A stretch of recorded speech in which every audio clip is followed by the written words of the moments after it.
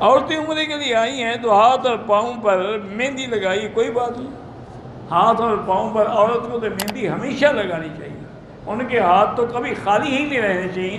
اصل حکمت یہ ہے کہ ان کے ہاتھوں کا رنگ بھی کسی کو نظر نہ آئے کہ گورا ہے یا کالا ہے، مہندی لگی ہوگی تو چھپ جائے گا نا۔ کہتے جی آپ کہاں پیدا ہوئے تھے؟ کیا کرو گے بھائی، ویسے میں مکے میں پیدا ہوا تھا۔ عجیب بات نہیں، یہ ذاتی معاملات ہیں۔ ایک اصولی بات یاد رکھو کہ ذاتی مسائل کے بارے میں خود مل کے پوچھ لو، اس کو لوگوں کے سامنے کیا ضرورت ہے؟ اب میں خامخواہ بزرگ بنوں گا نا کہ میں مکے میں پیدا ہوا، حالانکہ مکے میں تو ابو جہل بھی پیدا ہوا۔ دعا کرو اللہ قبول کر لے اور اللہ ایمان پہ رکھے۔ لوگ کہتے ہیں حضور کا سایہ نہیں تھا، انہوں نے حضور کو دیکھا تھا، جھوٹ بولتے، حضور بشر تھے، انسان تھے، جیسے ہر انسان کا سایہ ہے حضور کا بھی سایہ تھا۔ اپنی مشکلات کو حل کرنے کے لیے طواف کر سکتے ہیں، کیونکہ نہ اللہ کا حکم ہے کہ جب مشکل ہے نماز پڑھو، تو طواف بھی تو نماز ہے نا۔ آب شفا کہاں واقع ہے؟ یہی اب زمزم آب شفا ہے۔ میری بڑی بیٹی کو اسقاط حمل ہو جاتا ہے، بہرحال آپ سورۃ الرحمن بھی پڑھتی رہیں، اور اسقاط حمل کے لیے ایک آیت ہے، ان اللہ یمسک السماوات والارض ان تزولا۔ یہ آیت آپ قرآن میں دیکھ لیں، اور اس آیت کو ہر نماز کے بعد 7 دفعہ پڑھ کے دعا مانگتے رہے تو پھر حمل نہیں ہوگا، اسقاط نہیں ہوگا۔ اکثر کاموں میں رکاوٹ ہوتی ہے۔ میں جب مولوی کے پاس جاتا ہوں تو کہتا ہے کہ تمہارے ستارہ گردش میں، ستارے مولوی صاحب کے گھر میں ہیں یا دیکھ رہے ہوتے ہیں، ان کا اپنا ستارہ گردش میں۔ یہ اچھا مولوی ہے، خبریں ستاروں کو دیتے تو منجم ہوا، مولوی تو نہ ہوا نا۔ مولوی تو قرآن حدیث کی بات بتائے گا۔ بالکل کفر و شرک ہے ان پر اعتماد کرنا۔ جب میں نماز کا ارادہ کرتی ہوں دل میں وسوسے آتے، کوئی بات نہیں، جب اللہ نے معاف کر دیا ہے تو تم کیوں فکر کرتی ہو؟ بار صورت ہر نماز کے بعد آخری جو 2 صورتیں ہیں نا، قل اعوذ بالفلق اور قل اعوذ بالناس، 3 دفعہ پڑھ کے سارے بدن پہ ہاتھ پھیر دیا کریں۔ کیا جنگلوں اور مزاروں قبرستانوں کے درختوں سے شہد اتار سکتا ہوں؟ میری حلال بالکل حلال ہے، جو کچھ ملے قبروں سے اٹھا لو، ان کے کام کا تو ہے ہی نہیں ہے، وہ تو فوت ہو گئے ہیں۔ یا مردے آ کے شہد کھائیں گے؟ اچھا ہے کوئی زندہ کھا لے۔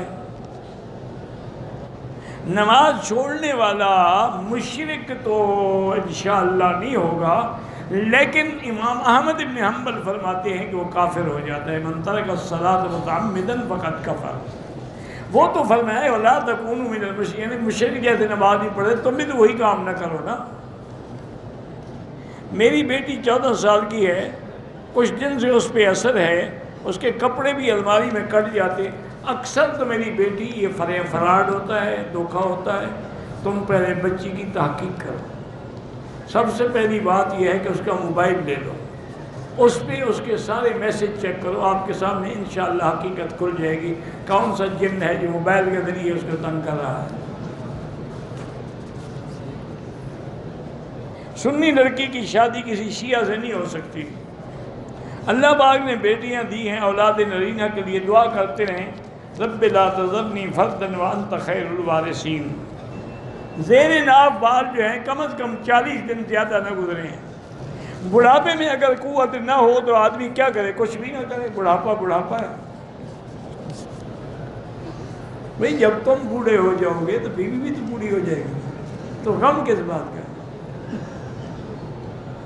میرے ایک دوست تھے، بہت اچھا خطیب تھا، اللہ اس کی قبر میں رحمت کرے، مولانا بشیر اختر صاحب الہٰبادی، لیکن بہت ہی مذاق کرتے تھے۔ ایک دن میں نے اتفاق سے پوچھا، میں نے کہا اختر صاحب آج کل کیا حال ہے؟ کہتے جی کیا حال ہے، ایسے سو رہے ہوتے ہیں جیسے بہن بھائی سو رہے ہیں، نہ مجھے خارش ہوتی ہے نہ اس کو ہوتی ہے، تو کیا کریں؟ اور بہن بھائی والی بات ہی ہوئی نا، ہنس ہنس کے مر گئے، بڑے علماء بیٹھے تھے۔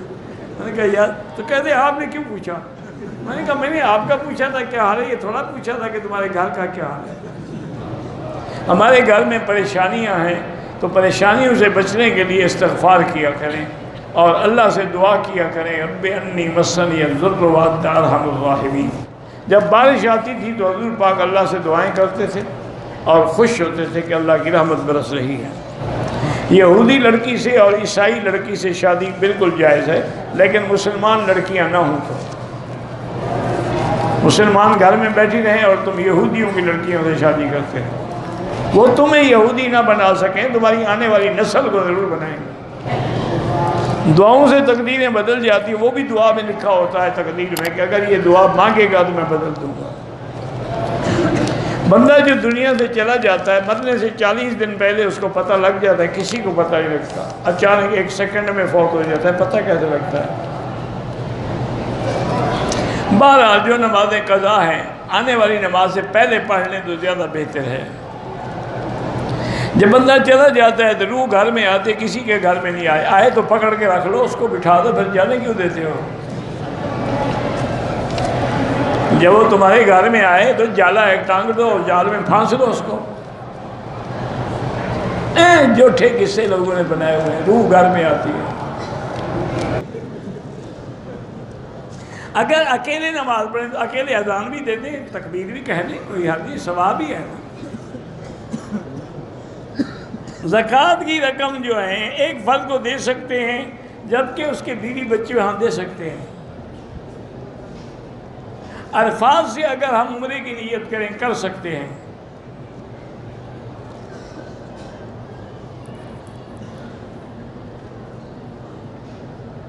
کہتے ہیں کہ ایک عورت کا شوہر سے روٹھی ہوئی تھی، بہنوں نے منوانے کے لیے اس کے لیے تویز لی ہے اور پتہ نہیں چائے میں ڈال کے پلائے، اب وہ وہم کی مریض ہو گئی ہے، چلو ایک بلا سے نکلی دوسری میں مبتلا ہو گئی۔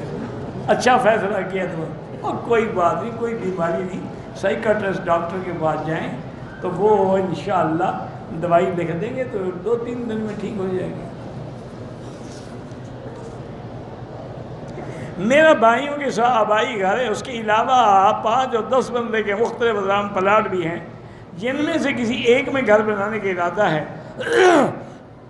کہاں بناؤں گا؟ جب تک ارادہ مکمل نہ ہو سب کی زکوٰۃ دینی پڑے گی، یا تو نیت کرو کہ یہاں گھر بناؤں گا۔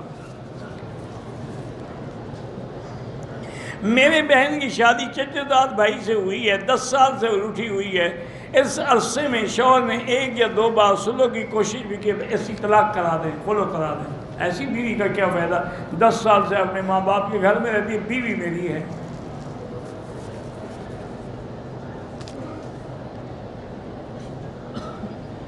حضرت لقمان کو بھی علیہ السلام کہہ سکتے ہیں، اور کہہ سکتے ہیں۔ میں تقریباً روزانہ 2 رکعت نفل پڑھ کے والدین کو بخشتا ہوں، ٹھیک ہے، اچھا کرتے ہیں۔